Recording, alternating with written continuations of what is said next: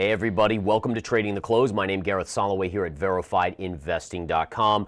Again, interesting market action. First and foremost, PPI, Producer Price Index, surged today. 3% inflation year over year on the producer side. Now remember, markets did sell off on this news, but it wasn't negating yesterday's rally, partially because of the lighter volume, the holiday vibe, the bullishness in the markets, and also consumer price inflation is much more important to the market versus producer side inflation. Now, I will just point out that producer side inflation eventually gets pushed over to the consumer. So it's really kind of like a forbearing or foretelling of what is to come for the consumer. So again, inflation is surging and the Fed is still set to cut 25 basis points next week. The question is, will they be hawkish in their commentary? What will they talk about the next time they will cut rates? All right, so let's get into it here, folks. Let's walk over here and take a look at the markets. And before I do that, I just want to point out one more thing. We saw jobless claims today also spiking to about 242,000. Now, only once it gets above 250 on a weekly basis for about 4 weeks, that's when you start to think, okay, something is working here, something is not good. So again, it's a move up in jobless claims, but it's not at a level yet that should be alarming. And plus, we need to see it at multiple weeks in a row to really think that it's not an outlier. All right. Dow today down 184 points, about 0.4%. The NASDAQ down 107 points, or 0.5%. And the S&P 500 down 1/3%, or about 21 points. So again, compared to yesterday, a pullback day, right? Nothing crazy. Yes, it's a down day across the board. But again, until we get more information and some follow through, you wouldn't look at this and say, wow, look at this market reverse yesterday's gains. In addition, oil today flat to negative, but still holding the $70 level. As long as it stays above 70, there's a bias that could lead it to 74 before, for me at least, I would look to short oil.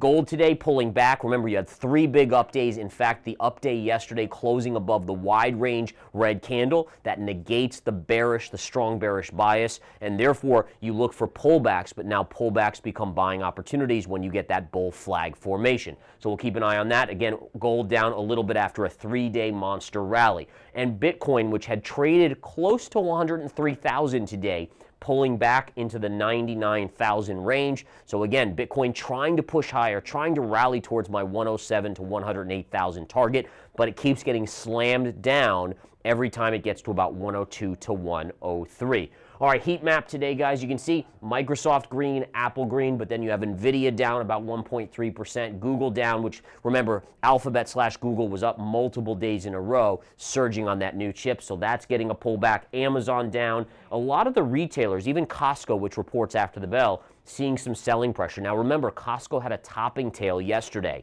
So topping tail on Costco yesterday, and then we have earnings after the bell. I'm very curious to see what Costco does on earnings. I do favor the downside, and I have my short level at 1030 if it pops. 1,030 is a major resistance on Costco if it rallies up.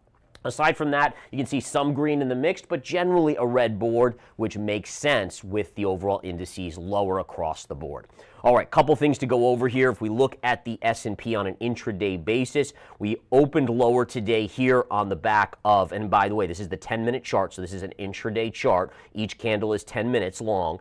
You opened lower, chopped sideways, and then you've kind of just lagged and gone lower into the end of the day. This is where we closed before the CPI print yesterday, so you can see the big rally, and you can see we've given up probably about a 618 Fibonacci. Let's do that calculation here. I'm just curious, and let's see. Yeah, look at that. Wow, look at that. Right there, the 618 Fibonacci, exactly to that, based on the prior day low to the high yesterday, which was on that CPI news and the robust rally, and then the pullback today right to the Fibonacci. That's my favorite Fibonacci, by the way. The 618 is my favorite pullback there. Now, does that mean the markets are going to go right back up? We don't know. Let's watch AVGO, which is Broadcom after the bell here. Broadcom is set to report. If we take a look at the chart, I don't have a big or good read on this. Flat tops oftentimes are broken through. At the same time, it's basically trading at all-time highs. So again, it seems overbought, but the chart again still opens the door that if you break this 185 level, you could easily go up to 200. Now, 200 would be a shortable level for me,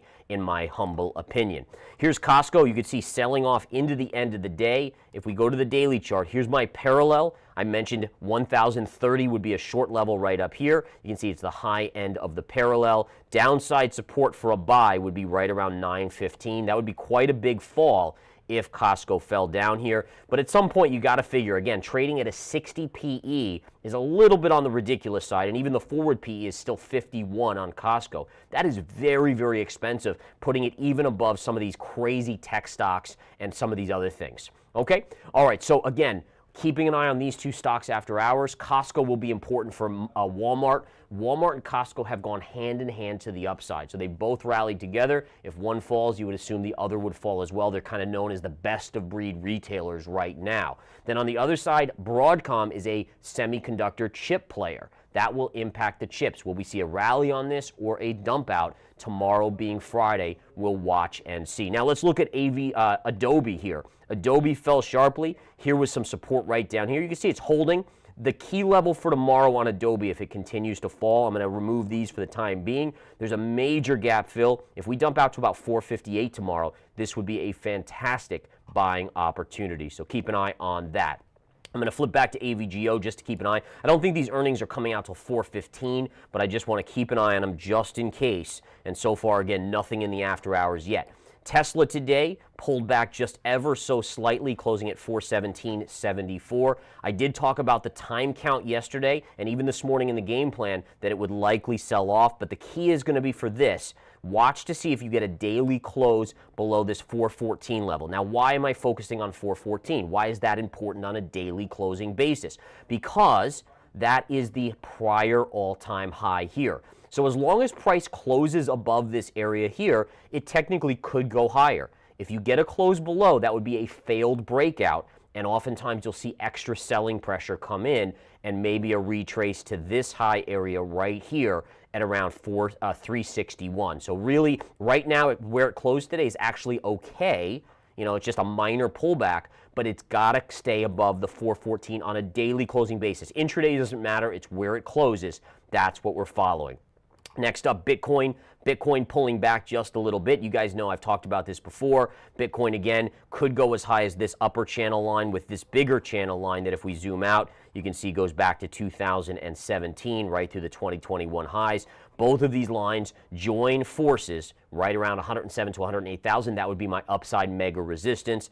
Any sort of break below this upsloping trend line here, that would be very negative for Bitcoin. As long as it holds out in here, the bullish bias is maintained with projected probability upside. Any sort of break here, that would be trouble.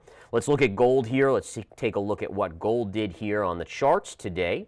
And gold, again, a little bit of a pullback. You can see we closed above the wide range red candle. That negates the power of the wide range red candle here, which was our flagpole for this bearish pattern. So that's been negated. Now you pulled back on gold today. You had 3 up days, so not surprising. But now what you can see, I drew it in. You look for a pullback, maybe a little bit lower. I could see it coming as low as these levels right here, all these highs, maybe down to 26.55 or so. And then you see if it starts to turn up and breaks back above this line, and then it can go higher. Look at the weak performance on silver. So silver, remember, silver never negated the bearish pattern. Look at the slap down silver got today. This still continues to look like it wants to stay in here, chopping like this.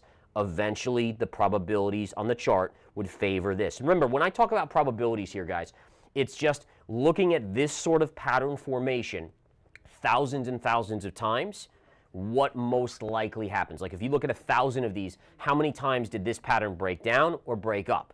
Is it statistically important? In this case, with this silver pattern, it is. It's around 70 to 75% of the time, this pattern leads to downside in the chart. So that's what we're going with here. It's not about what do I think or feel.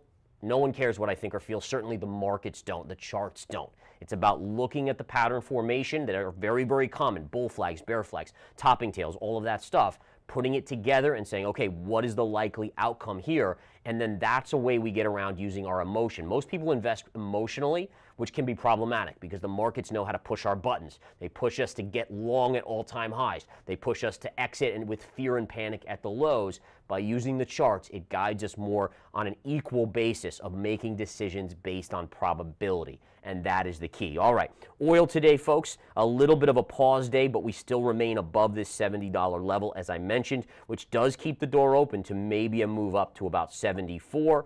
And then natural gas today, if we look at nat gas here, we didn't see much, a little bit of upside, still kind of stuck in this upper range here. So far, this technical support is holding with this technical resistance as still looming. No trades in this range, though. I do not have a good enough read, so I just sit on the sidelines.